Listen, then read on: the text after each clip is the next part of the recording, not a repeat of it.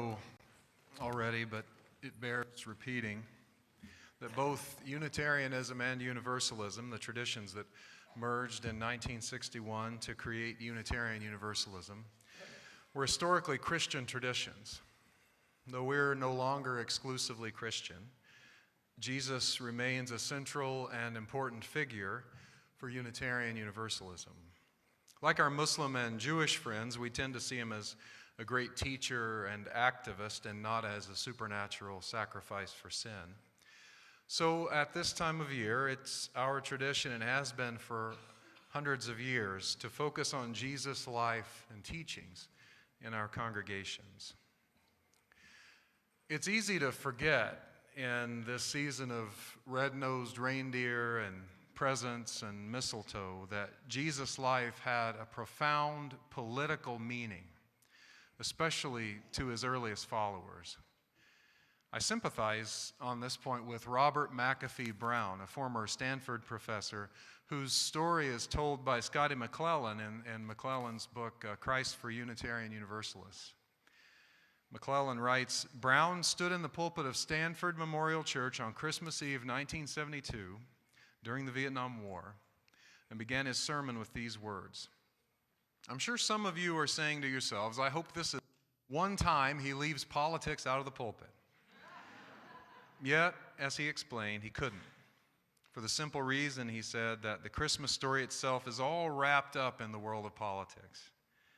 The Christmas story confronts us with the demand to work tirelessly in the world for peace and justice, to help bring light to the darkness. But before we get to that, rewind to the years before Jesus was born, 730 or so years, in fact.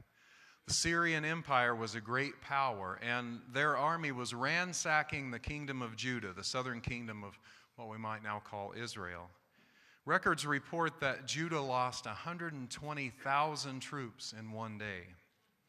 And with Judah weakened, further attacks were carried out by the Philistines and the Edomites, scavengers picking at the carcasses left by the Syrians.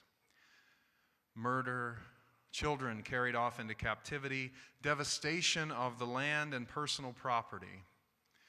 In that time of darkness and oppression, a prophet came forward with a message. He wrote it down in the book that bears his name, Isaiah, in the 9th chapter. Speaking of a coming end to that oppression, the prophet said, the people walking in darkness have seen a great light. On those living in the land of deep darkness, a light has dawned. Every warrior's boot used in battle and every garment rolled in blood will be fuel for the fire. For unto us a child is born. To us a son is given, and the government will be on his shoulders, and he will be called Wonderful Counselor, Mighty God, Everlasting Father, Prince of Peace. Of the greatness of his government and peace there will be no end. He will reign on David's throne and over his kingdom, establishing and upholding it with justice and righteousness from that time on and forever. To the people in Isaiah's day, that was a prophecy about a coming leader who would deliver them from the stranglehold that the Syrians had them in. But next Sunday, those verses will be read in Christian churches all over the world in reference to Jesus. That's because 700 years after those words were written, 700 years of using those words as Holy Scripture, they were in the front of people's minds after Jesus' revolutionary ministry. At that time, right around 30 CE, the people of Israel were again lorded over by an occupier, this time the Empire of Rome. Jesus resisted the power of that empire, instead preaching love and peace and God's regard for the poor and vulnerable. After Jesus died, many of his followers saw in his ministry a fulfillment of their hopes for a Messiah who would deliver them from occupation, a fulfillment of the prophecy of Isaiah. But that's really odd, isn't it? Because Jesus didn't overthrow anybody. He was executed by the empire he was resisting. He was not a military leader. In fact, when one of his followers tried to kill a soldier who was going to capture Jesus, do you remember this story?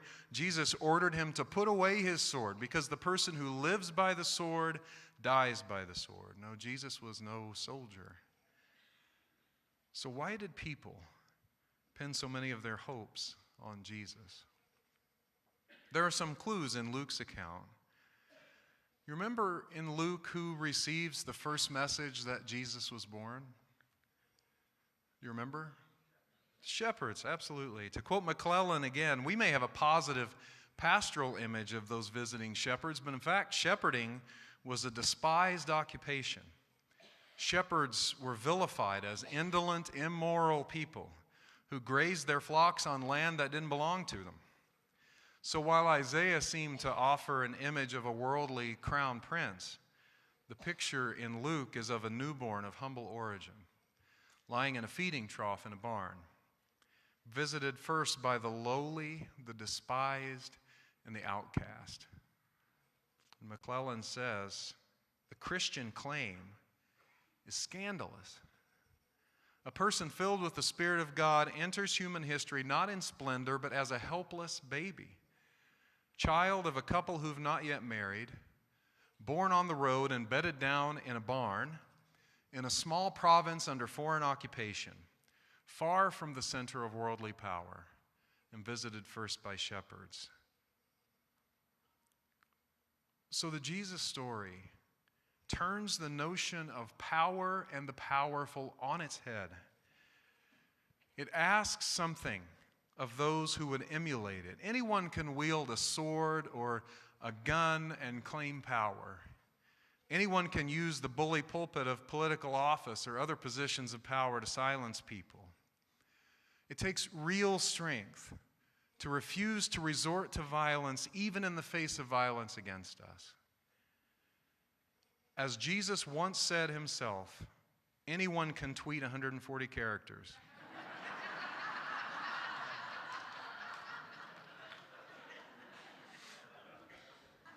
Anyone accusing a senator of trading sex for money. But it takes real strength to stand up in the face of that bullying and call that shameful weakness out for what it is.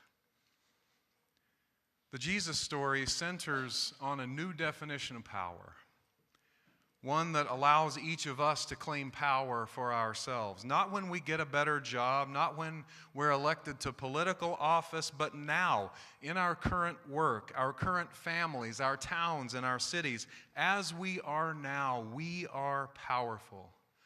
When we reject violence together in favor of peace, when we build bridges across difference rather than exploiting division for gain, identifying with the poor, strength through service rather than military might. The Jesus story gave and gives hope to people enduring a time of great turmoil and persecution. It gives hope to us now as we work and cry and love and struggle our way through these sometimes difficult days. Not to put too fine a point on it, but the Jesus story has been hijacked by people who have grossly misinterpreted his political significance. They emphasize a draconian view of women's health care.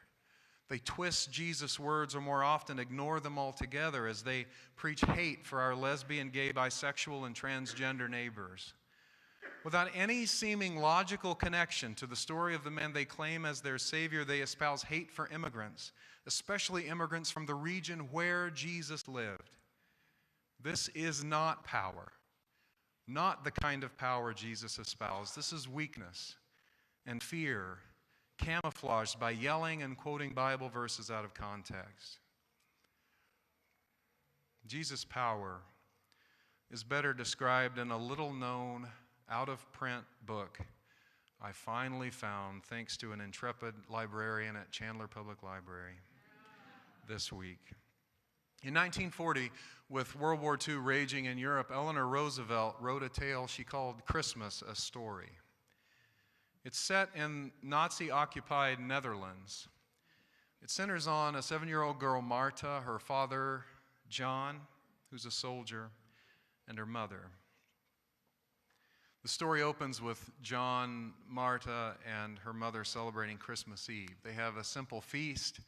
Then they walk through the snow to the river to ice skate. They open a few gifts. It was a magical day, but it ended too soon, since Marta's father, John, was only home on leave for a day or two. He has to get back to the war, but he tells Marta, "Take care of your mother until I come back."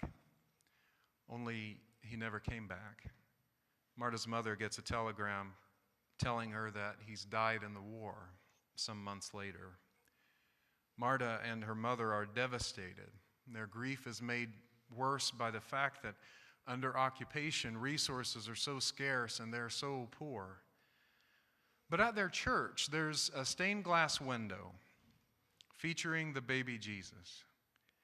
And Marta begins talking to the baby, telling him what's happening with her. Here's a paragraph from Eleanor Roosevelt's story. Strange things Marta told the Christ child. She confided in him that she never liked that uniform that her father went away in. It must have had something to do with his staying away. He had never gone away in the clothes he wore every day and not come back. She liked him best in his everyday clothes, not his Sunday ones, which made him look rather stiff, but his nice, comfortable, baggy trousers and blouse. She told the Christ child that her mother had no time to play. She had to work all the time. She looked different, and sometimes tears fell on her work, and she couldn't answer Marta's question. Marta's mother told her that on Christmas Eve 1940, St. Nicholas would not come with gifts, and when she woke on Christmas morning, Marta saw that he hadn't.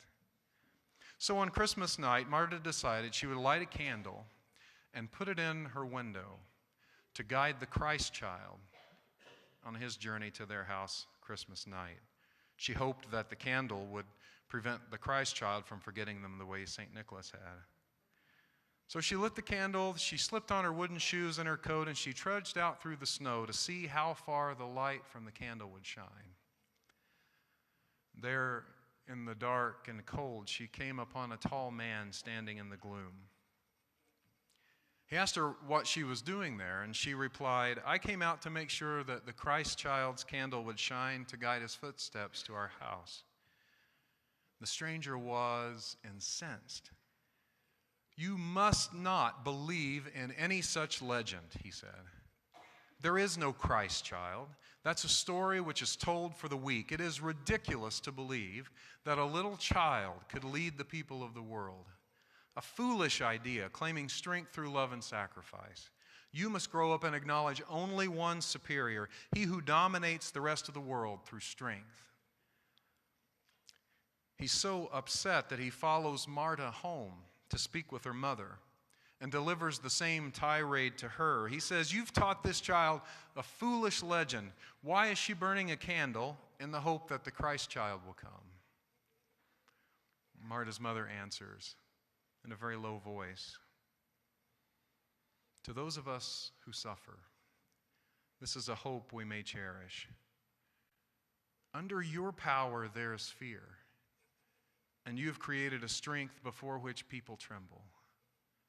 But on Christmas Eve, strange things happen, and new powers are sometimes born."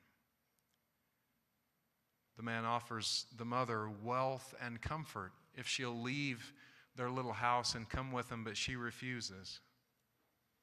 Here are the two concluding paragraphs that start as the man turns and leaves the house. "The snow was falling and the wind was howling. The sky was gloomy overhead. All that he looked upon was fierce and evil. These evil forces of nature were ruling also in men's hearts, and they brought sorrow and misery to human beings. Greed, personal ambition, and fear all were strong in the world, fed by constant hate. In the howling of the wind, he heard those evil spirits about him, and they seemed to run wild, unleashed without any control. This has happened, of course, many times in the world before. Suddenly he turned to look back at the house from which he had come. Still, from the window shone the little child's candle. With a shrug of his shoulders, he turned away to return to the luxury of power. He was able to make people suffer. He was able to make people do his will, but his strength was shaken, and it always will be. The light in the window must be the dream which holds us all, until we ultimately win back the things for which John died and for which Marta and her mother were living. Words of Eleanor Roosevelt in 1940. It is my belief that Jesus' power is best seen today in the lives of the women who are standing up against sexual harassment by men in positions of power, in the lives of those who are putting their bodies on the line in the movement for black lives, in the voices of immigrants, including dreamers like our friend Reina Montoya, who recently spoke in our worship service, calling out for justice in our immigration system at great personal risk. Friends, let us remember the weakness at the core of a power which lords over and oppresses. Instead, let ours be the power that finds its source in service to and with the most vulnerable among us. In that way, we will truly honor the Spirit of Jesus, whose birth we will soon celebrate. And something new and subversive will be reborn in us on Christmas Eve. Amen.